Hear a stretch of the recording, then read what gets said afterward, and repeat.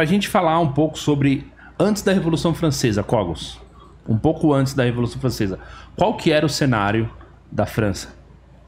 Olha, era um cenário que propiciou a Revolução, mas eu até voltaria um pouco antes dessa época dos Estados modernos. Eu voltaria para as primeiras revoluções que deram origem à Revolução Francesa, que foi uma revolução acadêmica, filosófica. Houve um tempo na patrística, no período pré-escolástico, onde havia um debate sobre se a filosofia pagã era válida ou não. Mas quem realmente tinha autoridade intelectual em assuntos de fé e moral era a igreja. Então os filósofos se submetiam aos teólogos. O clero, os sacerdotes, tinham o munus de ensinar. Eles tinham ali todo o aparato espiritual para ensinar a sociedade. E o filósofo se submetia a eles. E aí, no final das contas, os patrísticos, né, Santo Agostinho, chegou à conclusão de que a filosofia pagã era útil. Tinha coisas boas em Aristóteles, tinha coisa boa em Platão, mas tudo aquilo deveria ser iluminado pela verdadeira ciência, que era a fé católica. Só que aí quando chega lá no século XII, no começo do século XIII, que era a idade de ouro da escolástica, ao mesmo tempo chega o auge e a derrocada, que foram as universidades. Nas universidades começam revoluções filosóficas, porque os filósofos começam a se colocar acima dos padres. Isso é soberba intelectual. E aí começam a surgir doutrinas filosóficas incompatíveis com a filosofia cristã, como o nominalismo, por exemplo. A ideia de que não existem verdades universais e que as coisas são o que o homem convenciona a ser pelos nomes que ele dá. O discurso passa a se divorciar da realidade. E aí nós começamos a perder o significado real das coisas. Como é que nós podemos significar a realidade num arcabouço intelectual nominalista? Aí você perde o quê? A verdade absoluta, o bem absoluto, a beleza absoluta. Essa foi a primeira das revoluções. Depois vem a segunda fase revolucionária, que foi a Reforma Protestante. Então existe uma revolução contra a eclesiologia.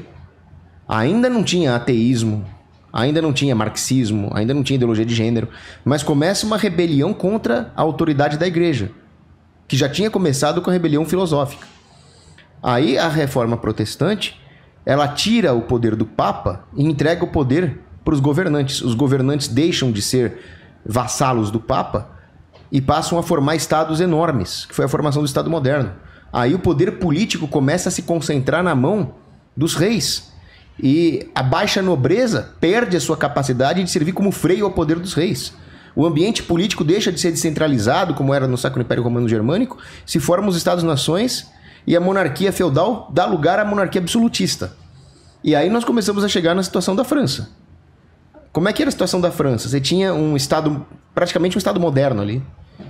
Um Estado absolutista, que começa principalmente, a grande expoente disso é o Luís XIV. Tinha uma nobreza que não servia mais para nada, porque não era uma nobreza que impunha disciplina ao rei, mas era uma nobreza de toga que buscava privilégios. Tinha um ambiente de intervenção econômica muito pior do que qualquer coisa pregressa, impostos, convocação dos Estados Gerais para botar imposto no rabo do povo. Tinha crise de colheita, guerras que não existiam na Idade Média, né? Pelo menos não naquele porte, que sacudiram os mercados europeus, a guerra russo-turca, por exemplo. Tinha barreiras protecionistas. Então o ambiente econômico também propiciava o acúmulo de poder. No campo filosófico, tinha acabado de acontecer a Revolução Gloriosa na Inglaterra, 1688. Então já tinha ali uma relativização da própria monarquia. E o ambiente cultural era péssimo. Os nobres não cultivavam mais a virtude da nobreza. Eles queriam os privilégios, mas não os deveres de ser nobre. A burguesia aproveitava isso para criticar a própria existência de uma nobreza. As ideias igualitárias já permeavam.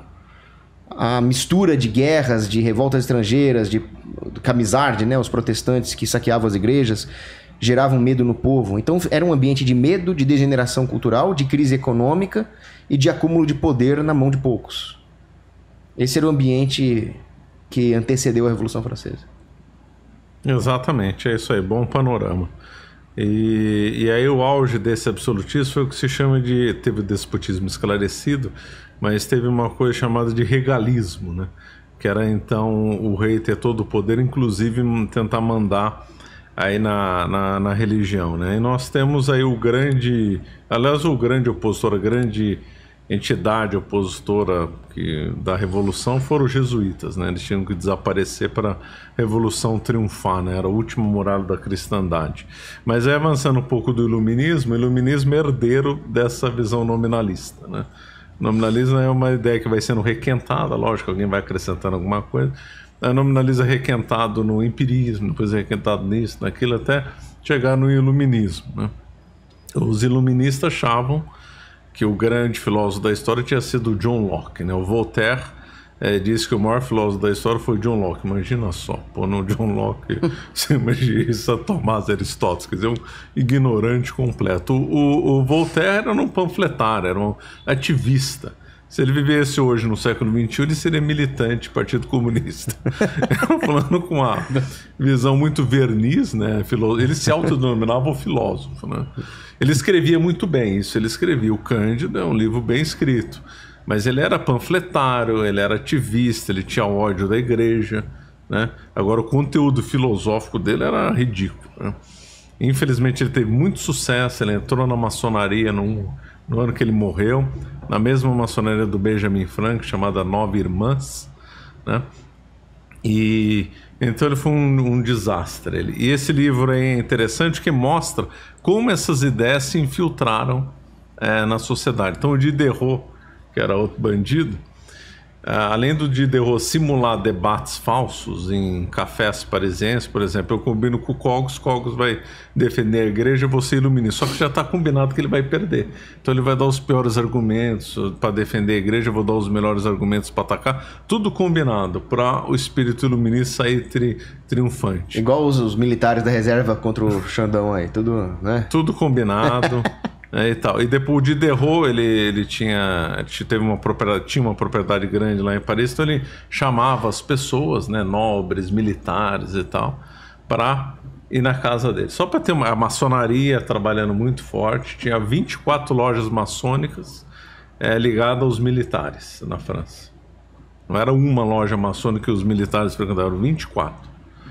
Então, era um ambiente totalmente propício para a Revolução. Maçonaria trabalhando, ideias avançando na sociedade, uma nobreza totalmente corrupta. Uhum. Imagina só, a nobreza lá em Versalhes lia Rousseau. Rousseau era um revolucionário. Rousseau era, de todos eles, com as piores ideias, né? E vale falar apenas para o pessoal que está ouvindo, tudo que você está dizendo já é tanto de uma monarquia degenerada, sim, de um estado caótico, e por isso que estava cada um fazendo o que queria, né? De um lado você tem os maçons, do lado você tem os próprios nobres, os nobres fazendo o que quer, né? Ou seja, lendo Rousseau. Então você tinha um estado caótico ali. Não é mais aquela ideia de uma coesão social ali. Não tinha mais o feudalismo orgânico que o Cogos comentou, né? Não tinha mais. A monarquia feudal é uma coisa, a monarquia absolutista é outra coisa. As pessoas confundem, querem igualar a monarquia feudal como se fosse absolutista. Não tem nada a ver, é muito diferente. Principalmente nessa fase aí. Monarquia e depois a burguesia também. A burguesia também tem culpa na história. Que a burguesia começou a ter, por causa do poder econômico, ela começou a querer ter poder político, né? Então, na realidade, muito dessa turma aí que apoiou o golpe de 1789, a Revolução, eles eram burgueses, gente de Bordeaux, que comercializava aqui com o Novo Mundo, gente de Marsella e tal, tanto do Mediterrâneo como no Atlântico francês. Então, eram pessoas que queriam mais poder. Quem que deu poder para a burguesia na França? Principalmente o Richelieu. Aquele que é no tempo do Luís XIII, né? Que ficou famoso por causa da novela do Alexandre Dumas, né? Dos Três Mosqueteiros, né? Uhum. Então a burguesia começou a crescer os olhos e começou a falar assim, não, vamos fazer um governo só para nós que seria a república. Curiosamente isso aí também aconteceu na Rússia, né? O golpe de 1905 também foi apoiado pela burguesia, financiado pela burguesia. Então nós vemos um quadro aí tenebroso aí na França, que a revolução explodir qualquer hora. Você acaba de assistir um corte do Caravelas Podcast. Na tela está aparecendo o episódio completo e outro corte. Muito obrigado pela atenção.